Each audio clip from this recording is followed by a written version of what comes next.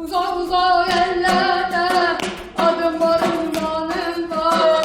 Aslanlar sözüm ayar, şöhretim var şanım var. Uzak uzak yerlerde adım var ünvanım var. Aslanlar sözüm ayar, şöhretim var şanım var. Yaramazlar seninle seven yolum var. Kahramanlar seninle seven yolum var. Bu bazen ben yaram, bu adam ne doğuyor. Azerbaycan doğuyor, Azerbaycan doğuyor, Azerbaycan doğuyor, Azerbaycan doğuyor. Çocukların düşünsen.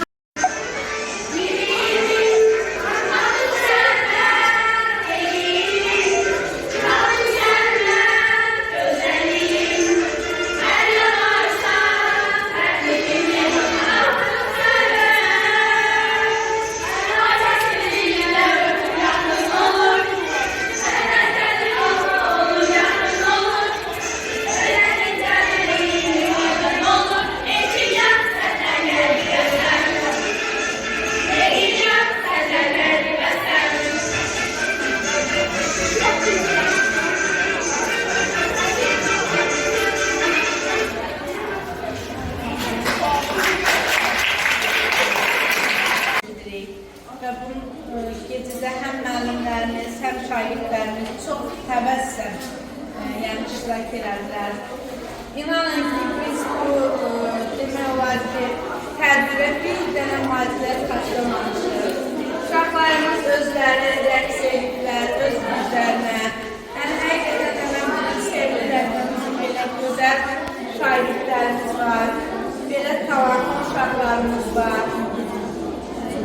İnşallah gələcəkdə də hər ay deməli fən gecələri olacaq, hər ay fən ayları olacaq. İnanıram ki, biz Azərbaycan dilinin, riyaziyyatın, İngilis dilinin davamı, fizikanın bundan qabaq davamı olaraq gəldik. Bundan sonraki aylıqlarımız da çox gözəl olar. Belə gözəl uşaqlarımız təbii ki, tədbirlərdə gözəl iştirak edən.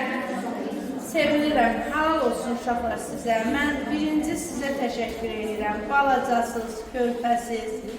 Amma bunun müqabilində öz gücünüzə, öz talantınıza çox deməli, qüvvət sərf elədiniz və iştirak elədiniz. Mən qabaq salamlarınıza da çox təşəkkür edirəm. Çünki o da onların həm musiqi müəllimlərinin, həm onların istedadlarının gücüdür. Ona görə də deməli, bu gündə mən müəllimlərimizə, şagirdlərimizə, iştirak edən, bizə dəstək olan hər bir kəsə, sonunda bizim bir gözəl reaksiyamız var.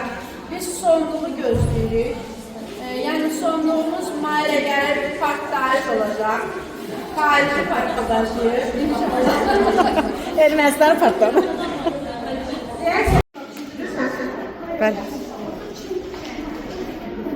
Bilirəm, çox farklı, çox rənglərin geologiya kimi edəcəksiniz.